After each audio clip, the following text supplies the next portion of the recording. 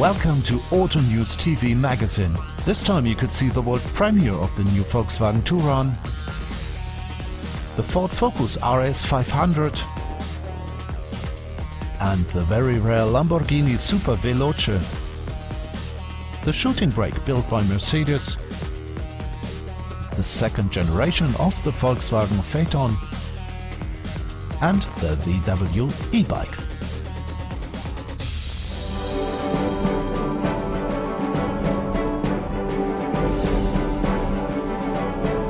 At the AMI show in Leipzig, VW again forged ahead with yet another new model, the new Touran making its world debut. Clearly, people have big expectations in the successor to the most successful family car on the market.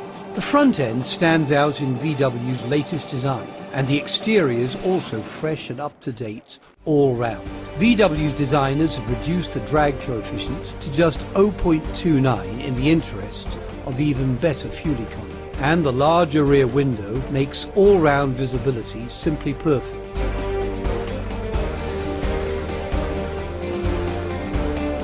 The Touran has been the market leader in Germany for many years and is now thoroughly upgraded. It comes in new exterior design, a range of no less than 6 engines and Blue Motion technology, complete with a start-stop system and recuperation. The entry-level gasoline engine is the 1.2 TSI with 105 turbocharged horsepower, average fuel consumption of just 6.4 litres and 149 grams per kilometre, already well known from the Polo and Golf. From here the engine range goes up to 170 horsepower. The entry-level diesel is the 1.6 litre 90 horsepower 4-cylinder, and all engines are even more fuel efficient than their predecessors. The new model boasts many electronic helpers, a camera-based high beam assistant turning night into day and switching to the low beam only when there is a risk of dazzling other road users. Apart from the new navigation system, a backup camera, as well as adaptive DCC dynamic suspension control. We already are taking orders for the new car, and over the next few weeks and months the engine range will be consistently expanded, and we will have a natural gas engine as well for the new Touran. There can be no doubt that the new Touran will be a real success thanks to its wide range of new highlights. And just remember that the former model sold 1.3 million units.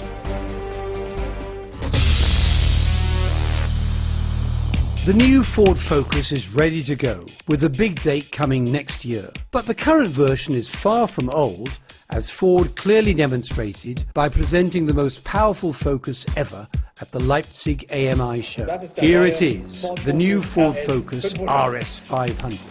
Compared with the normal RS, the RS 500 offers 45 more horsepower and another 20 Newton-meters of torque. So on paper at least, there are no questions about the car's performance. This is the climax in the current series of the Ford Focus, the Focus RS 500, with 350 horsepower and a top speed of 265 km/h. The most powerful Ford Focus we have ever built, and we are really very happy about the great interest shown in the car.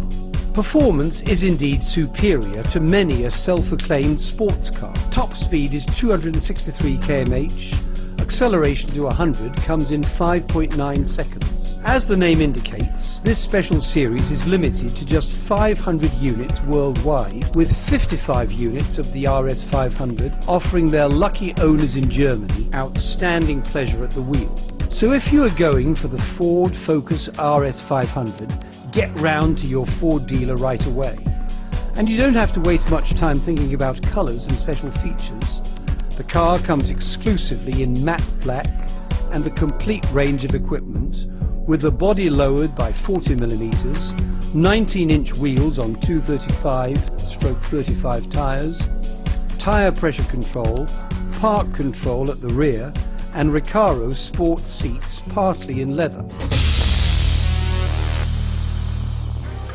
Lamborghini, a famous name that stands for super sports cars, not only fast, but also exclusive.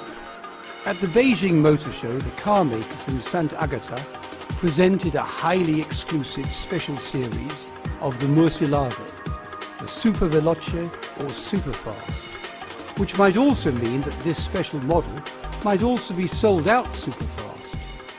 This car, which is standing to my left-hand side, is going to be produced just 10 times for selected Chinese customers because the Chinese market is getting more and more important, and this is even to celebrate our success here in China. The unlucky connoisseur who does not get one of the 10 Super Veloces may still enjoy the dreams such cars conjure up in your mind. And remember that many Chinese enthusiasts make their dreams come true. But it's becoming very important because last year we sold 80 cars. I think this year we are going to increase the sales and we are going to exceed the 100 cars delivered. And it's going to be soon, I think, in the next years, the #2 market after the US market. The lucky connoisseur, able to call a Lamborghini his own, will usually take pictures of this dream on 4 wheels and pictures of one of the Lamborghini models.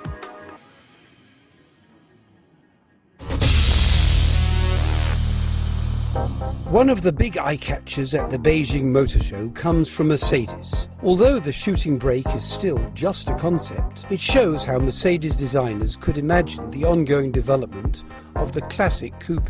The shooting brake is wide and low, standing out in particular through its roof, extending all the way to the rear. It's no coincidence that the front end, with its large radiator grille, is reminiscent at very first sight of the SLS AMG Supersports. Based on LED technology, the headlights do entirely without additional halogen or xenon bulbs. Seen from the side, this unique four-seater looks particularly striking with its tense lines extending into the muscular wheel arches at the rear, and the low windows add a further touch of dynamism in the car's looks. The large glass roof is also very special, darkening within fractions of a second at the touch of a button to keep sun glare outside and the interior cool.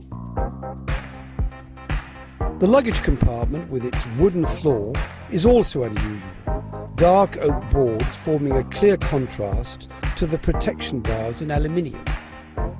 The power unit featured in the shooter brake shows what the new generation of Mercedes engines will look like. The 3.5-litre V6 boasting direct fuel injection, able to run consistently in the lean burn mode. Maximum output is 306 horsepower and fuel consumption is alleged to set a new benchmark. Then there was the world premiere of VW's flagship, the second generation Phaeton.